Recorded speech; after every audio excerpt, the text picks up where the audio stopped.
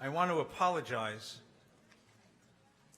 for all the difficulties you experienced getting into the synagogue today. I'm sorry for the checks and the screening and the metal detectors. I'm not sorry that we had these things. I'm only sorry that we had to have these things. I'm especially sorry to the young people who are with us. I'm sorry because this isn't the world that we wanted to share with you. We wanted a world without hatred, without anti-Semitism, a world where Jews and all peoples could live freely and never be afraid. We fought for civil rights and civil liberties. We built a culture of inclusion and acceptance that shamed prejudice and shunned discrimination. We dreamt that yours might be the first generation in our history that would never know a word of hate, a gesture of exclusion, never experienced the closed door, the painted swastika, the angry epithet. And we believed it was possible because America is different from all the lands and cultures we've lived during the millennia of our Jewish diaspora. America's core narrative is, after all, our master story taken from our Bible. We escaped from tyranny, crossed a mighty sea, traversed a wilderness, and arrived with providence's blessing into a promised land of freedom. America offered a release from our long history of persecution, and we prayed that we might set aside the frightful words of the Seder, B'chol dor vador, omdim aleinu lechalotenu, in every place, in every culture, in every generation, they rise up against us to destroy us. We prayed because we believed in the promise of America. And then came Charleston and Charlottesville and Pittsburgh and Poway. And now it's clear that hate has returned with a vengeance. Anti-Semitism has resurfaced. Hate crime in the United States rose by 17% last year. Crimes against Jews by 37%. The ADL recorded a total of 1,879 anti-Semitic incidents across the country in 2018, a 99% increase from 2015. So you can enter the mall or the market or the movie theater without anyone hassling you. But today, to come to shul for Yontif prayers, you had to pass armed guards and submit to security screening, and I am sorry for that. For many of you, this is new. It comes as a shock that someone hates you. Someone who doesn't know you, never met you, has no idea who you are, except for one thing about you, that you're a Jew. Why? What did we do? Who are these haters? And why now? I want to recommend to you two fine new books. Emory University professor Deborah Lipstadt's Anti-Semitism Here and Now, and New York Times columnist Barry Weiss, How to Fight Anti-Semitism. Both books, very readable, and will help you understand what we're facing. Anti-Semitism is a cultural virus. It is incurable. It never goes away. It lies dormant in the body politic for generations, but at moments of social stress, of instability, of change, it flares up. When people feel they no longer control their world, when they experience a dissonance between the way the world is and the way the world ought to be, they have two possible responses. They could ask, what do we do about this? And begin a process of self-criticism and self-improvement. That's what mature people in free societies do. Or alternatively, they could ask, who did this to us? Define themselves as victims, as objects of sinister forces beyond their control, and go looking for someone to blame. In Western civilization, this has classically been the Jews. This is not about you and me. You did nothing to provoke this, and nothing we could change about ourselves, our behavior, our way of life can allay it. This is about the hater, about the racist, about the anti-Semite. It is fueled by the psychology of projection. The anti-Semite projects his powerlessness into a picture of the Jew. He imagines the Jew as the avatar of all he most fears, the embodiment of all that he deems evil. He fantasizes about all the superpowers we possess. The Jews, he will tell you, control the government, the banks, the media. Jews orchestrated the terror of 9/11. Jews created ISIS. Jews got America into the Iraq War, and Jews will force America into the next war. We are cast as characters in someone else's nightmare. There are those on the extreme right, for example, who hold the conviction that America is a white Christian nation. Real Americans, regular, normal Americans are white and Christian, and today this America is threatened. On the horizon, they see hordes of black and brown immigrants, armies of non-Christians coming to sully and dilute the purity of America. They see an organized conspiracy to replace white Christian America with an unrecognizable melange of inferior races and strange beliefs, a conspiracy engineered and paid for by devious Jews. So the Charlottesville marchers chanted, "Jews will not replace us." In the manifesto he left online, the shooter in Pittsburgh aimed his rage at HIAS. HIAS, the Hebrew Immigrant Aid Society, an organization founded in 1881 that helped many of our families come to America and helps refugees today. HIAS, he believed, is the powerful tool of the Jewish conspiracy. He wrote, "HIAS likes to bring invaders in to kill our people. I can't sit by and watch our people get slaughtered. Screw the optics, I'm going in." And he took powerful weapons, and he murdered 11 innocent people who came to pray on Shabbos morning. Disliking Jews is not anti-Semitism. That's human. We're all entitled not to like people. But when you deny Jews the rights that all peoples are entitled to be free and equal, that's anti-Semitism. Criticism of Israel is not anti-Semitism. That's democracy. Criticism of Israel's government, challenging its policies and practices, demanding that Israel live up to its ideals as a democratic Jewish state, advocating for the rights and freedoms of Palestinians, all perfectly legitimate.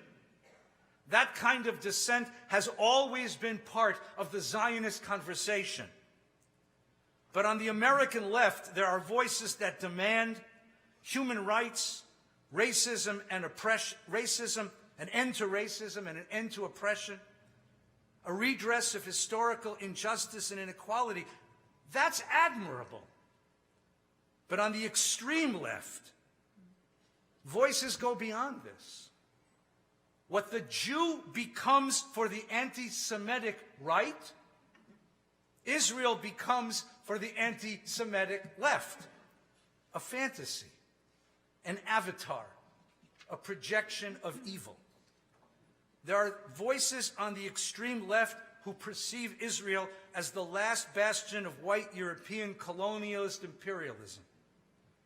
They accuse Israel of committing genocide against an innocent native, non-European, non-white community. Born of this original sin, Israel is deemed the enemy of all that is good and progressive. Israel's very existence is an offense. In some progressive circles, the word Zionist is now a curse word. On some college campuses, it is dangerous to be openly pro-Israel. Under the banner of justice and righteousness, Israeli academics, journalists, artists, and political leaders are shouted down, and the demonization of Israel has become academically respectable. They claim they're not anti-Semites, only anti-Zionist. They say they love Jews, and they will point to Jews who are part of their movement. They raise the objection that legitimate criticism is being branded as anti-Semitic. So let's be clear. Criticism of Israel's policies and practices is legitimate. But denying the right of Jews among all the world's peoples to exist collectively as Jews, that's anti-Semitism. Denying the right of Jews to define themselves as a nation and denying the long historical connection of Jews to the land of Israel is anti-Semitism. Reducing the staggering complexity of the Israel-Palestine conflict to the single cause of Israeli intransigence, demonizing Israel as uniquely guilty for all the problems of the Middle East, is anti-Semitism. Calling out only Israel among all the nations of the world for boycott, divestment, and sanction, calling out only Israel with a free press and an independent judiciary and a growing population of Muslims, calling out only Israel as the enemy of human rights in a world of Syria, North Korea, China, Sudan, Myanmar, Turkey, Iran, Russia, the Congo, Saudi Arabia, Yemen, and so many more, that's not a call for justice. That's anti-Semitism. I'm sorry there were guards at the door today. And I'm sorry there were metal detectors in front of the shul. I'm sorry this is the new reality that we will have to live with. And I'm sorry that we'll have to teach our children to be careful and aware. But please, please, please recognize that while anti-Semitism is all about them and not about us, our destiny as a community, the texture and tenor of Jewish life is all about us and must not be about them. How we choose to respond to hate, how it affects us, how it affects our view of ourselves and each other and our view of the world is entirely our choice. So listen, I have been a student of Jewish history my entire life, and this is my conviction.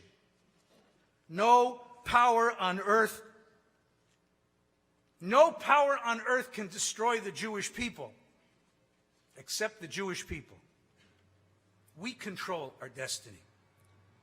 So how must we respond? When Moses brought the people of Israel to the Red Sea, they heard the hoofbeats and war cries of Pharaoh's chariots pursuing them. And according to the Midrash in Mechilta, they broke into 4 camps. One faction said, let's return to Egypt and serve the Pharaoh. And another faction said, we must stand and fight the Egyptians. And still another said, let's pray to God for redemption. And the last said, we must move forward together. These same 4 voices are heard today. Let's return to Egypt is the voice of surrender. Accept the reality it counsels. Recognize the inevitability of Jew hate. Lie low. Make no waves. Attract no attention. They don't want you here, so find another place to live. Another place to play. Another place to work. Another place to go to school, to raise your kids. The opposite of activism is quietism, an ethic our ancestors learned over the centuries to practice conscientiously. Maybe if we change, they thought, they'll change. Maybe if we assimilate, give up our distinctiveness, blend in, they'll come to accept us. But they didn't. They never do. Because their hatred is not affected by anything we do. It's not about what we do. Today, this approach is more subtle. It is expressed in the partial blindness that enables us to see so clearly anti-Semitism on the other side of the political divide, but not on our own. It is the yes, but response, the whataboutism. It allows those on the left to scream about dog whistles and winks to white supremacists by the right, while remaining deaf to the voices of vicious anti-Semitism in their own house. And it allows those on the right to raise the alarm when the language of apartheid and the tool of boycott are deployed against Israel by the left, without hearing the racist invective by their own. Anti-Semitism must be called out wherever it lives. On my side, on your side, on any side. Pretending not to hear, not to know, offering rationalizations, the yes, but, the well, you need to understand, those excuses only serve to enable and facilitate and reinforce and repeat the hate. It stops only when we say enough. When I was young, I participated in demonstrations and political actions to free Jews from the oppression of the Soviet Union. Lots of Sundays, we'd be somewhere protesting something Russian. I once innocently asked my mom, when you were my age, the Holocaust was happening. How many demonstrations did you go to? How many times did you go to the White House carrying signs? How many parks did you stand in and scream? And my poor mother, a first-generation American, can only lower her eyes. We were scared, she explained. Scared that if we made too much noise, scared that if we stirred up too much trouble, they'd throw us out. Your generation, she said, your generation is different. You belong here, as we never did. So go demonstrate. Go do what we couldn't do. Go save Jews. I give thanks to God that in my lifetime, I have seen the end of Jewish quietism and the arrival of Jews into power. We have found our voice. We've assumed responsibility for our political destiny. We have learned the singularly bitter lesson of the tragedies of the 20th century. No matter how nice we are, they're not going to stop. They're not going to stop until we make them stop. And we're not going back to quietism. We're not going back to Egypt. Out of the crowd comes another voice. Let's fight! Let's fight! That's exciting. It's muscular and assertive. It raises the adrenaline. It pushes back the fear. Yes, we'll fight. But fight what? And fight whom? I'm sorry to say that there is a severe moral autoimmune disease within the Jewish people. When we are threatened, filled with the rage and righteousness of battle and ready to fight, we turn on each other. We turn on our own. After the destruction of Jerusalem and the Beit HaMikdash, the Holy Temple, in the year 70, the rabbis of the Talmud tried to piece together an explanation. How could this happen? How could we lose our land, our home, our city? How could God be exiled from the world? And they told a story. A poignant, powerful story. When the armies of Rome laid siege to Jerusalem, with an enemy literally at the gate, the Jews fought among themselves. Rabbi Yochanan ben Zakkai escaped the city, went to negotiate a peace with the Roman general Vespasian, and in the rabbi's telling of the tale, the Roman general asks him with astonishment, "What kind of people are you? Fighting one another. Can't you see what's in front of you?" The Talmud concludes sadly, Jerusalem was destroyed and God was exiled, not by the might of Roman armies, but by the uncontrolled, boundless hatred and rivalry we Jews unleashed on each other in a moment of crisis. Mipnei sinat chinam. Mipnei sinat chinam, because of boundless hatred and rivalry, Jerusalem was lost, and God was exiled because of what we did to each other. There is an enemy at the gate once again. And once again, we turn on each other. Instead of unifying into common defense, the rise of anti-Semitism has become a wedge that breaks us apart. How many families have told me they can't sit together at the Shabbos table, or the Yontif table, or the Thanksgiving table, or before the Hanukkah candles? Not anymore. How many circles of friends have broken apart? One word is uttered. Trump or Netanyahu, Omar, occupation, immigration, and instantly bonds of family and ties of friendship, years of closeness dissolve into screaming and shouting. Seamlessly, the language escalates. Racist, Nazi, traitor are screamed across a table. It's as if all the hate directed at us is hurled back at those who should be close to us.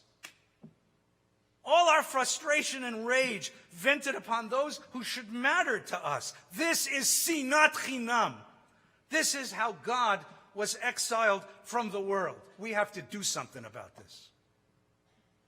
So this is what we're going to do. This year, Valley Beth Shalom, along with communities around the community, Valley Beth Shalom will undertake a project with the support of the Jewish Federation called Resetting the Table. We're going to learn how to quiet the shouting and the accusations. We're going to learn how to hear each other. You'll read about this in the announcements soon. It'll be a workshop teaching us how to find one another again, how to listen, how to share, how to engage in dialogue, how to celebrate our shared values, how to be families, how to be friends again. I hope you'll come. And I hope you'll participate, because I'm coming, because I too need to learn. We can fight anti-Semitism, but we have to remember that anti-Semitism isn't an insurgency or an army. Anti-Semitism is an idea, it's a narrative. You fight a narrative with education.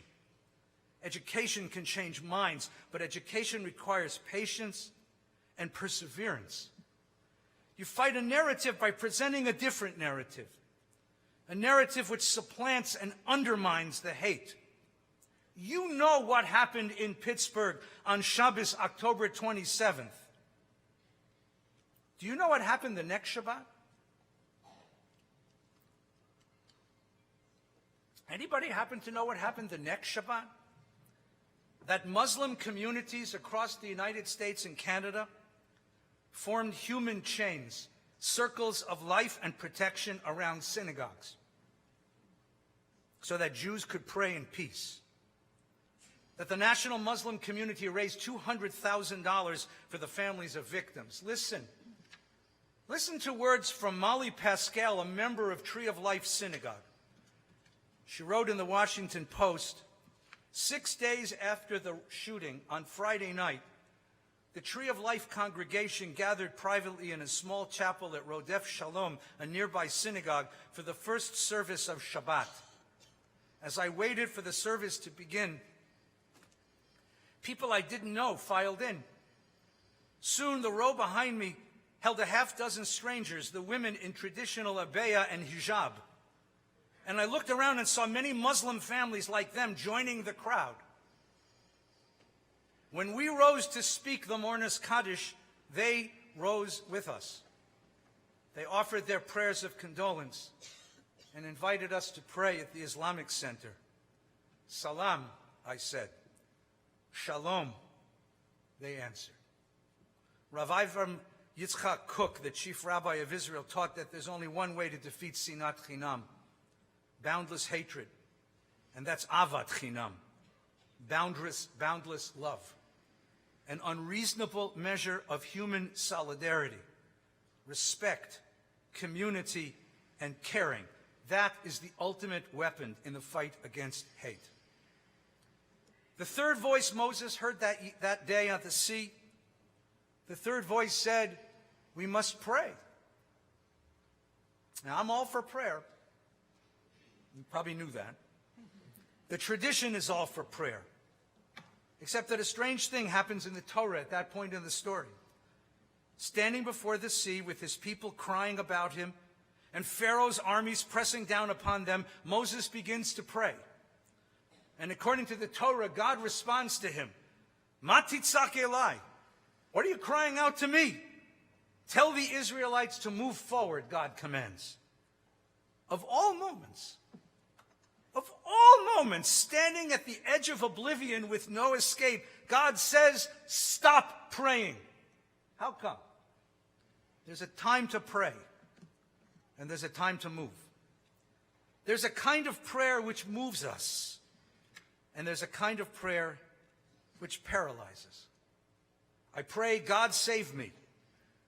God save me. And I become helpless, frozen in place. I become passive and powerless. I relinquish responsibility for my condition and assume the role of victim. The truth is, and this is a day for confession, the truth is, there's something strangely delicious in being a victim. As a victim, I can command attention and demand the pity of others. As a victim, I occupy some imaginary moral high ground. I can get mad at hell and scream, "Look what they did to me," and feel somehow superior. Jews, as you know, Jews are curiously good at the game of victimhood. This was my Jewish education growing up, probably yours too. I knew the words pogrom, ghetto, Holocaust, Inquisition, expulsion before I knew the words to the Shema. I knew the names of all the Nazis before I knew the names of the rabbis of the Talmud. This was Jewish history for us. Pharaoh, Haman, Nebuchadnezzar, Antiochus, Titus, Torquemada, Chelnitsky, Hitler, Goering, Goebbels, Heydrich, Eichmann. Every week of Hebrew school, a new tyrant, a new persecution, a new atrocity. And after a while, we stopped listening. We stopped.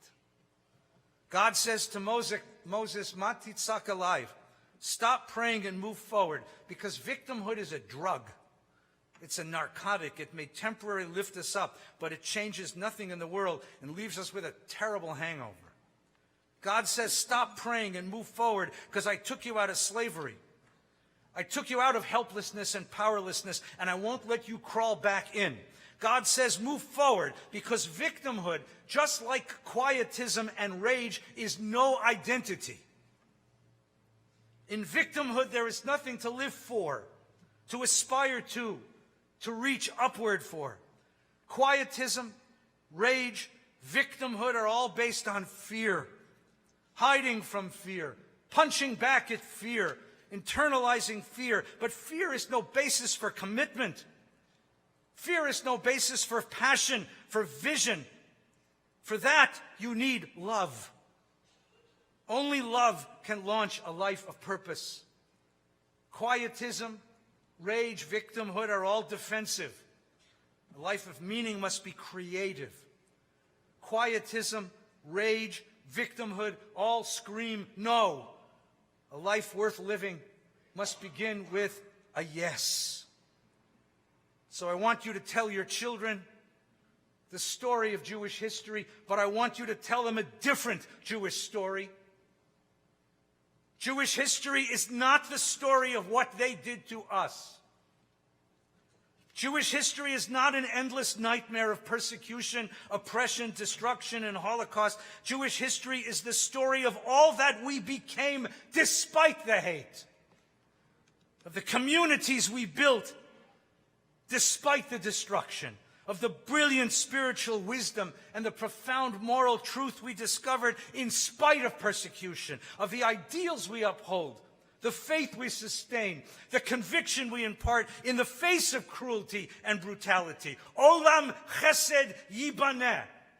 Olam chesed yibaneh. It is our responsibility as God's partners to build a world of love and a world of kindness.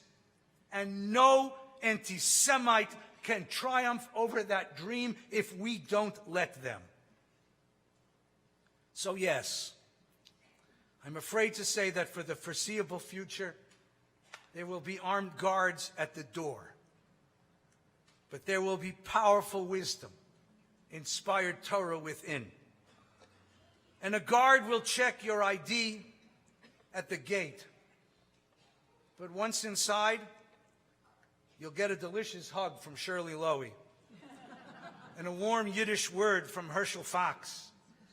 And if you're really lucky, an aliyah from Yossi Dresner. Once inside, you'll be filled with Jewish life and Jewish joy.